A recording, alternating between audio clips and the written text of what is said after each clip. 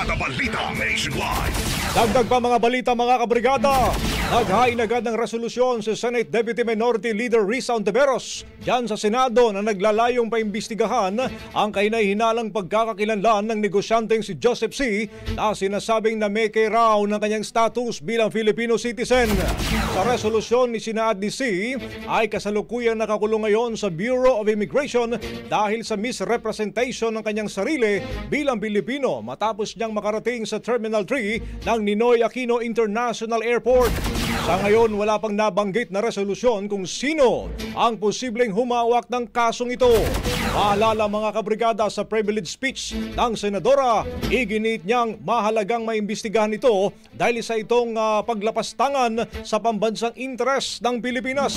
Dagdag pa niya bilang naging parte ito ng PCG Auxiliary, nabigyan din ito ng pagkakataon na magkaroon ng access sa mga events at tao na sangkot sa national security, bagay na tunay na nakakabahala. Brigada Balita Nationwide. Ang bahaging ito ay hatid sa atin ng Guard C Plus with Zinc Capsule. Always protektado ang kalusugan.